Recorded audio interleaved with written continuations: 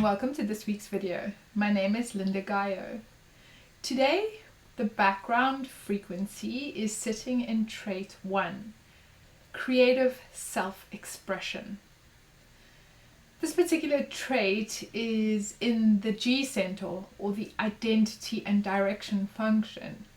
And so it is about direction in life. It's also individual, which means that it's about your unique expression, your individual expression. It's not here to be influenced. It's not here to listen to others. And so when you can just be busy doing your thing, being your own unique self, doing your own creative thing, not really worrying about anyone else, is actually when you're going to have your most impact. And this is when you're actually going to attract the attention of others. It's when you can be authentically yourself, authentically living out your unique creative expression, that you have the most impact, that you empower others to see a new way of doing things, have a new perspective, and potentially even move them or shift them into a new direction. This particular trait is not here to be the best at something, because when you come down to the fundamentals of something that is new, something that is unique, how can you measure it by being the best? Because it's something new and it's something individual, it's something unique. So the focus is not really on being the best at something, but being as authentically an expression of what it means to be you. Your creative way of doing things, how you dress, how you speak, how you live, how you move through the world, how you direct your own life. And so this can take so many different shapes and forms. And when you can really tune into what that means for you and live that, when people come along and recognize you for that, say, wow, I love how you dress, it's so unique, or you're always taking a direction that's so different to everyone else. What is that all about? So when people recognize you and come to you, then absolutely you can share with them your wisdom of how or why you do something, or why it's important to you as an outer authority for those people. But until then, it's just really about tuning into yourself and knowing what your unique and individual expression is, and just creatively living that. It's really when you live as an example of what it means to do that, that you empower others and that you impact them. The trait on the other side of trait 1 is trait 8, and there's really almost like there can be this really symbiotic relationship between the trait 1 and the trait 8, because when we're looking at trait 1, which is creative self-expression, this is almost like the artist, the person that's just doing their art, doing their thing, but they're not necessarily great at promoting or marketing their own work, because they're just busy being an artist. And so when you have someone with the trait 8 come into your life and that relationship is correct and aligned for you, they become the promoter of your work. So it's like this relationship between the artist and the gallery owner or the art dealer.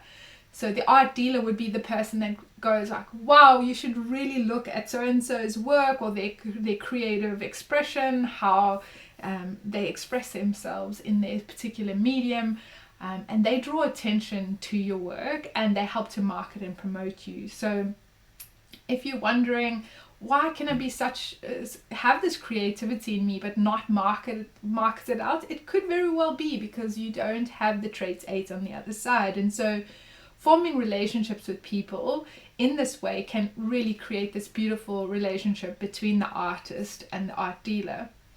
Now, like all things in design, there's a binary, there's a this or that. So the other side of the coin is when someone takes advantage of you and basically sells your work but doesn't really compensate you what you are worth or what you deserve. And so always trust your decision-making strategy, ensuring that you are forming the correct relationships and the correct partnerships with people in order to ensure that you get to be your authentic self, you get to be the creative expression. You're not being influenced by anybody, you're just doing your thing, being a living example, and somebody else out there is drawing attention to what you do and potentially bringing some material success to you as a result of that. I mentioned that trait 8 is part of individuality, so it's part of the individual circuitry. When we come to individual circuitry, it's not always there. It's not always there. It works in a pulse. So there are these periods of time where you feel like you don't have that creative spark. You don't have that sudden, this is what I'm going to be busy with doing busy using my energy for today. And so those moments when that creative spark is not there, melancholy can come in, this kind of sadness that can settle in. And it's just part of having individuality in your design. When you can just relax and accept and surrender into the melancholy, knowing that it will pass, that at some point that creative energy or that creative spark will reemerge, then that melancholy period, if you can just surrender into it, can actually be your greatest muse. It can actually spark some of the greatest creative potential for you. And so just learning to embrace that as part of this particular trait is going to be really helpful for you. When we're looking at this from the perspective of a business, there can be so much competitiveness in the market that there can be this drive to continually strive to be the best. And what I'd encourage you to just pay attention to this week and really experiment with is, can you be busy just doing your thing without needing to be the best? Can you spend some time not listening to the opinions and ideas of others or the perspective of others and just following your own creative path? Being unique, being individual, in many respects takes courage. Not to be swayed by the market, not to be influenced by those around you, but to hold steady, to hold fast in this is my creative expression. And when you can be busy doing that is when you're going to attract attention, is when you're going to have the most impact. And then potentially partnering with someone who can market or promote your work could be a useful strategy here as well. So this week, what I'd encourage you to pay attention to is, how is creativity showing up for you this week? Creativity comes in so many different forms, and there is this tendency to always associate creativity with doing art or something related to art. But creativity comes in so many different forms. And so what is creativity for you? What is your unique creative expression?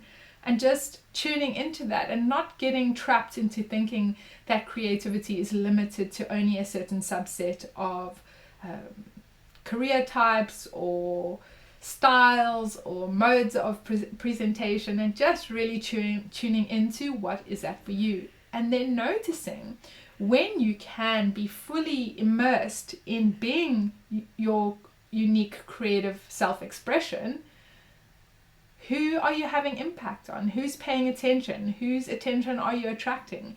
Who's coming to you with recognition for that? And then if it's correct and they're asking for something from you, you could potentially give them some wisdom. You could shift their perspective. You could shift their direction in life. And so it's a really powerful trait that we have in the background this week. And for those of us who don't usually label themselves or associate themselves with the word creative, this week's a great week to play with that and explore it.